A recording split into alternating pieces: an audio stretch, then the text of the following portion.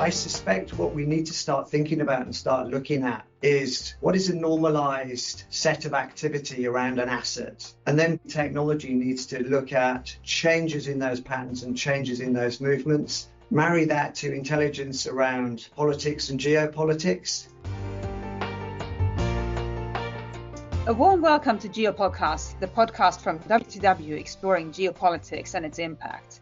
My name is Elisabeth Braw, and I'm a senior fellow at the Atlantic Council, where I focus on the intersection between geopolitics and the globalized economy. I'm also the author of Goodbye Globalization, which was published by Yale University Press in February 2024. In each episode of GeoPodcast, I'm joined by two expert guests with whom I discuss subjects that matter to people in business, and in fact to everyone in the globalized economy, which is all of us. Today, I'm delighted to be joined by two authorities on the crucial subject of threats to sea-based infrastructure. Rear Admiral Anders Grenstad is a former chief of the Swedish Navy. At earlier stages in his career, he commanded the Karlskrona naval base. In fact, he's experienced the Whiskey on the Rocks incident when a Soviet submarine ran aground in the archipelago of Karlskrona. And that was when Anders was a young naval officer in 1981. He was also deputy chief of joint operations when Sweden carried out its submarine hunts in the Stockholm archipelago in 2014. Michael Buckle is the managing director for WTW's downstream natural resources. He has more than 30 years' experience in the energy and natural resources sectors and has particular expertise in subsea cable risk management, which is obviously an extremely timely expertise to have at the moment. Now, 2 years ago, virtually nobody outside the maritime world was paying attention to sea-based infrastructure. Then an unknown perpetrator sabotaged Nord Stream 1 and 2. And then a few months later, merchant vessels cut the undersea cables connecting the Matsu Islands with Taiwan proper. And in October last year, in the course of 24 hours, someone damaged one pipeline and two undersea cables in Estonian, Finnish and Swedish waters. The investigations have identified a likely perpetrator, but she's no longer there. Indeed, it's almost impossible to identify and prosecute perpetrators of sabotage against sea-based infrastructure. And that makes it extremely attractive for hostile states and groups to attack such infrastructure. So, Michael, let's start with you, since you have been watching this space for decades when it comes to man-made threats against sea-based infrastructure. How does it compare to the picture 20 years ago, 30 years ago even? A good question, Elisabeth. From an insurance point of view, I would say we didn't really even consider it then. I mean, what we see today are entirely different threat levels that are geared more around economic dependence on energy and the impact that those dependencies have on markets, pricing, on disruption of people and infrastructure. So it's entirely changed. I mean, 20 years ago, the biggest thinking we probably ever had was around a rogue fishing trawler hooking up some cables for wanting to get some new nets on board.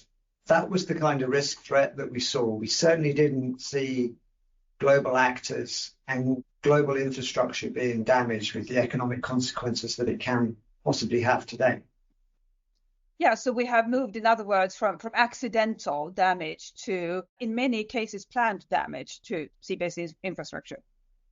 Yeah, I would say so. I think, threat actors around the world and geopolitics around the world have certainly changed the influence they have on everyone's lives in the past few years. And some of the scenarios we see today certainly didn't exist probably even 4 or 5 years ago.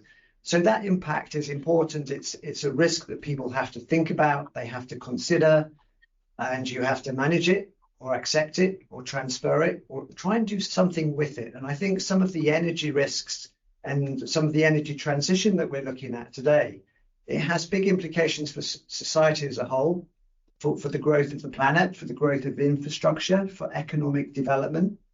And many of the assets put in place, when I think of global interconnecting cables, they're there to energize markets, provide price parity in markets. So they do become more of a threat or more of a potential economic destabilizer if they are damaged. And that's exactly the urgent issue that we're facing at the moment. They are being damaged. And Anders, why is it that it's so hard for countries to figure out what to do about it? We do have navies and we do have coast guards. Why is it so hard to protect sea-based infrastructure?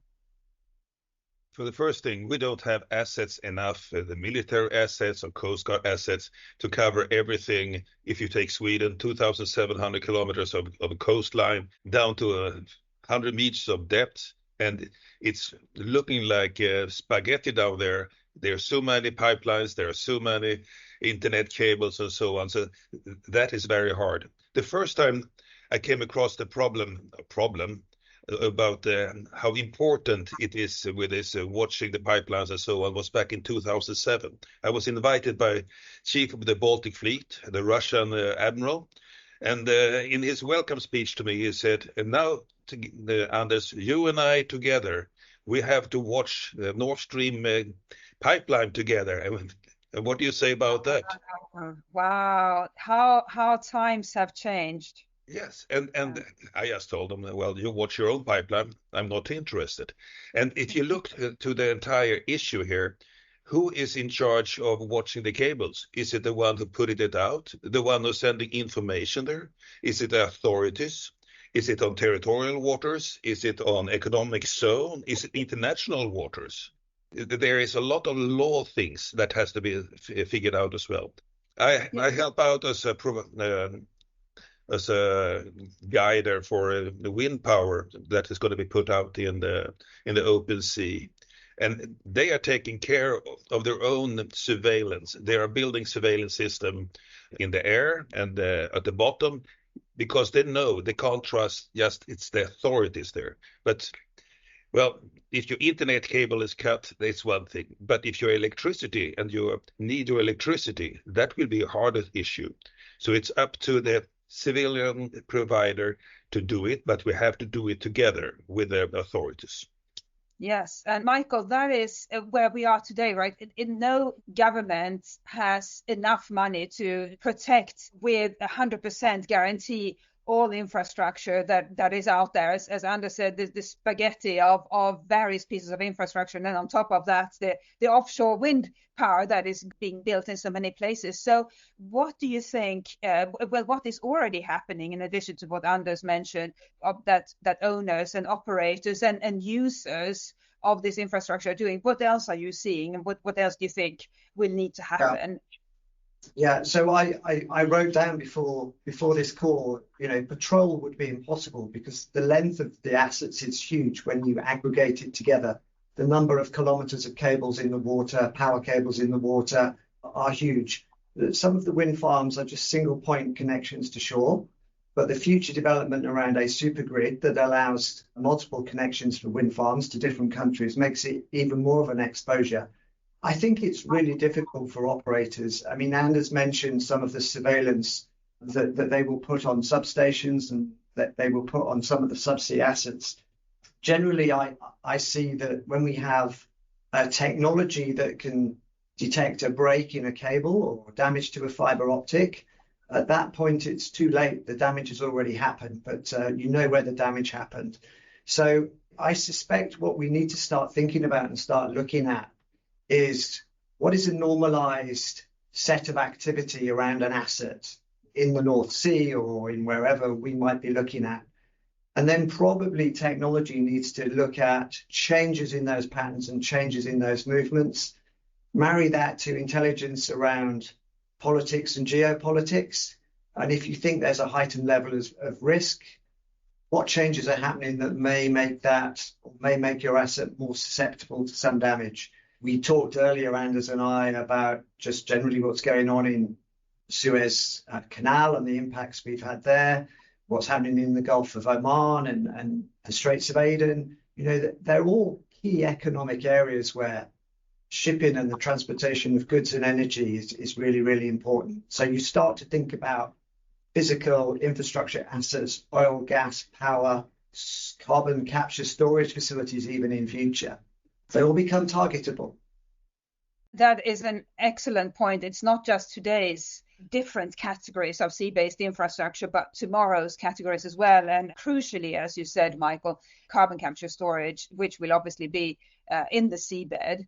Anders, Michael just mentioned the potential of AI, essentially keeping an eye on patterns around sea-based infrastructure. How do you think navies could implement that? Is that an area where there is already an opportunity to work with technology companies? Are such solutions available? And could they be easily implemented by navies and coast guards? And then on top of that, how would navies and coast guards be able to collaborate with operators and owners of this infrastructure? Thank you for that easy question, Elisabeth. But I think it's the wrong way to go, because Navy and Coast Guard, it's so few assets, and have them trying to work only on sea-based stuff that is down there. It has to be to the provider, and of course they can support it and you can cooperate with it. I think what the worst thing we can do right now is to be scared or whatever. Hey, they're going to blow everything up here, and we're using our assets wrong. I think that is the main thing about this one. Who should be doing this one? If I was an enemy or whatever, I would like to get the people to get scared and put a lot of money in things that actually doesn't have anything to do with defending it. Because I don't have to do it. Okay, I say, hey, I blew up this line. Still is the fact it takes a lot of assets to really go down there and blow a lot of stuff up.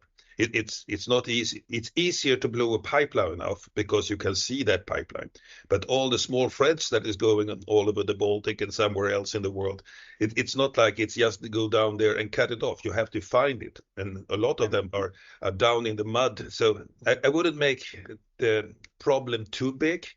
It has to be solved. But I think the one who puts it out have to be more aware of that he is in charge of seeing to that it's safe. And of course, with support from Coast Guard. But Coast Guard can't work on international waters. Yes. It is in the economic zone.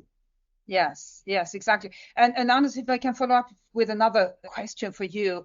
NATO has a new coordination cell looking after these things called the Critical Undersea Infrastructure Coordination Cell. Has it made NATO waters safer? It is a coordination cell. It's not a military command, so it can't really do anything. But has it made NATO waters safer? We are speaking on the day, I should add, when Sweden may finally get the final yes vote for its NATO membership. So this has even greater relevance for Sweden as we speak. Definitely. I hope tomorrow morning we wake up and the world is a safer place for Sweden anyhow. I think it's good that it's coming up to the surface, that we are discussing it like we are discussing in this program right now, because it has to come to the surface, and it's not an easy task to just solve like this, but it has to be discussed and it has to be decided who is in charge of solving what part of these issues. Because there are two things in the world out now that the Western world, and entire world actually need, is free trade at sea, the supply chain, and we have to see to that one is easy, and we have to be able to use underwater cables and pipes and see to that one works. But we can't use all the resources just for these things. We have to divide it because there are other jobs that all the navies and coast guards have to do as well. Other jobs and an increasing number of other tasks that they have to go after, and not just in their own waters, as we've seen in the Red Sea. Navies from countries far from the Red Sea can be called upon to try to restore order in the Red Sea, or indeed in the Strait of Hormuz.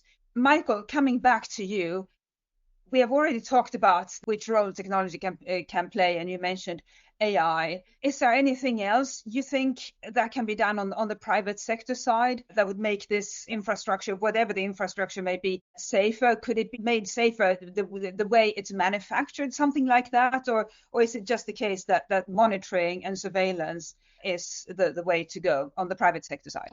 So I think, Elisabeth, there's a couple of comments to make there. When any investor or developer is going to build an asset offshore, there's a number of risks that they're going to look at, whether that's the technology risk itself, the finance risk, the market risk, the regulatory risk.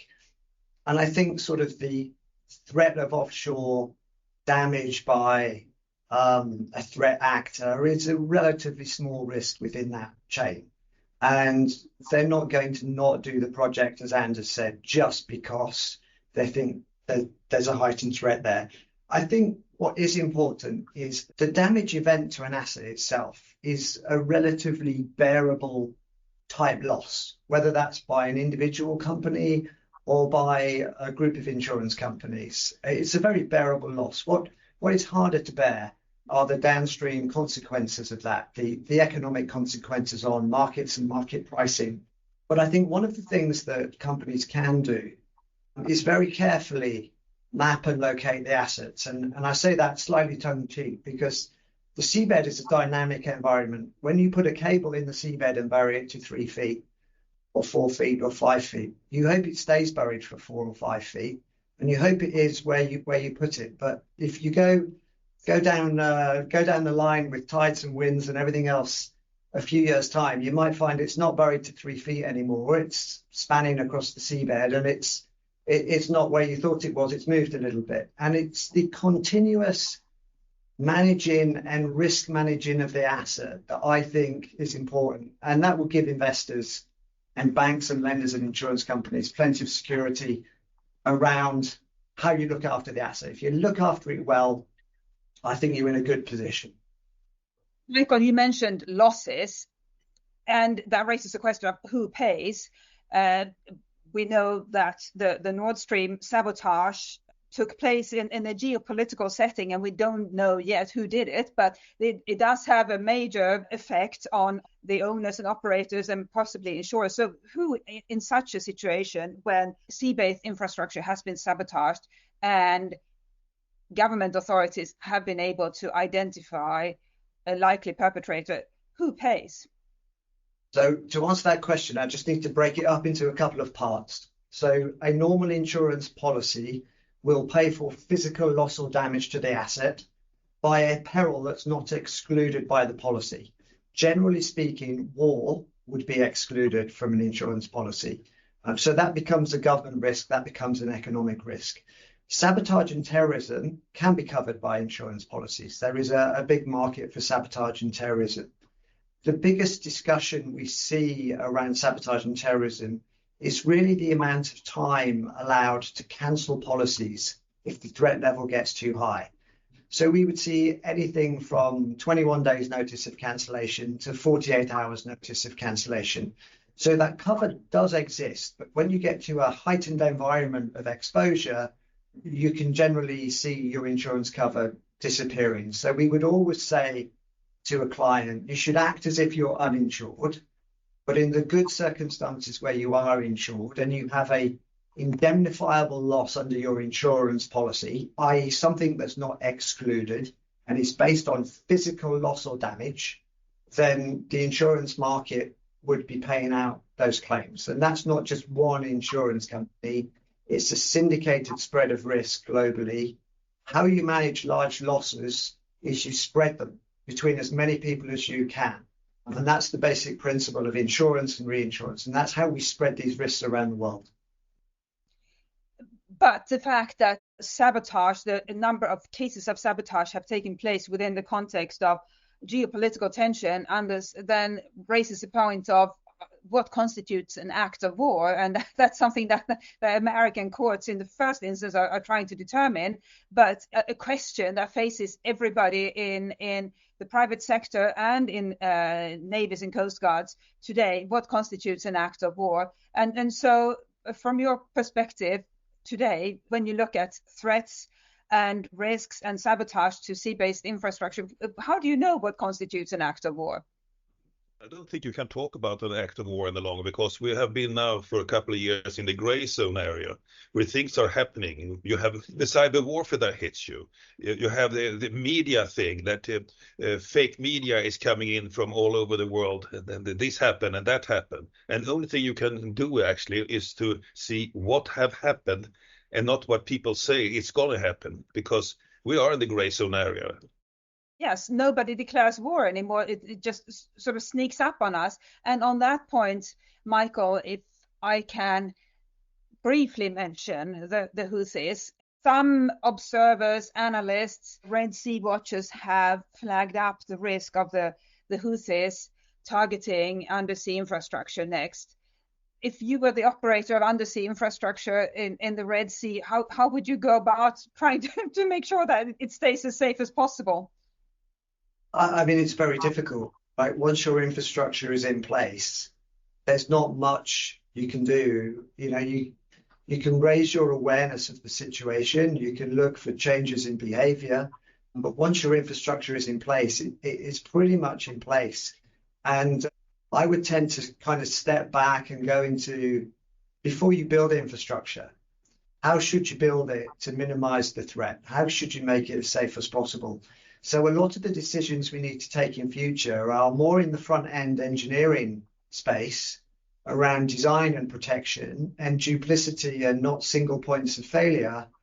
That's the best way to manage the risk in the longer term, because then you're just open to the vagaries of what's going to happen and you have very limited levers to pull on how you're going to manage it, I'd suggest. Yeah, that is good advice. And Anders, I'll finish with you with a similar practical question. If you were still chief of the Swedish Navy and you received a report of a suspected intruder near pipelines in Swedish waters or in the Swedish exclusive economic zone, what would you do? Well, when you're aware of it, and if you have assets there, yes, we would send it there. But just like when we were hunting submarines for 50 years in this country, when you get, hey, there's a submarine over there, it's already gone when you were there. It already Yes. happened. And that is the problem with it. Of course, the Swedish Navy today or other navies, they will act if they get an alarm, just like a police would act if somebody is dialing 911. But when you're there, the murder or whatever it has already taken place. And now we can start and investigate it and see who did it. Yes. And Yes. that's why I think we have to see to that we are not damaged that hard if just one line is broken, because it has to have double assets and things like it will keep on working. It doesn't matter if it's internet, if it's gas pipelines or electricity from wind farms. We have to see to that it's going to work even if somebody's trying to do something about it. And it's not that easy to do it. It's easier to be a pirate on a ship or shoot missiles to a merchant ship than to go down 70 meters and try to find something and cut it off. And the blowing up of the Nord Stream must have taken a lot of planning and to be able to do it like that. And I think today it is an awareness. It would be hard to do what has been done. Yes. And on that note, I think in a couple of years' time, we'll have to come back to the subject and see what private operators, owners, insurers, navies, and coast guards have collectively come up with to try to keep the infrastructure as safe as possible. But as you said, Anders, and as you also said, Michael, it's not going to be possible to just rely on navies and coast guards to keep the infrastructure safe. And with that, thank you, Anders Grenstad, and thank you, Michael Buckle, and thank you all for listening to GeoPodcast. In upcoming episodes, we'll examine political risk, oil and gas trends, and much else.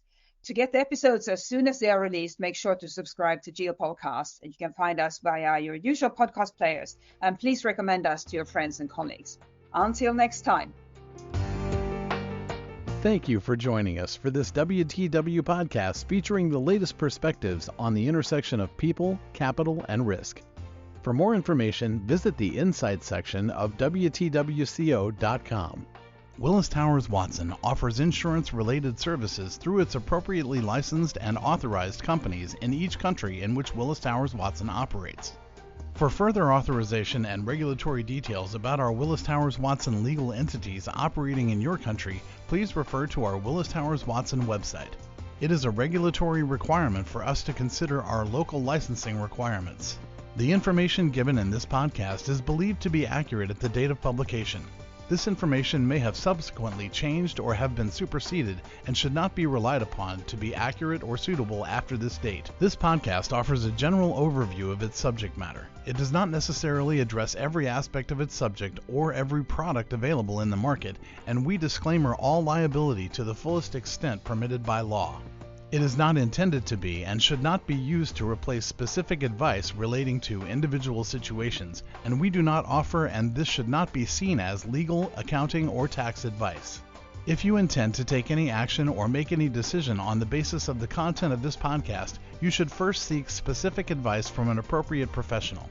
Some of the information in this podcast may be compiled from third-party sources we consider to be reliable. However, we do not guarantee and are not responsible for the accuracy of such. The views expressed are not necessarily those of Willis Towers Watson. Copyright Willis Towers Watson 2023. All rights reserved.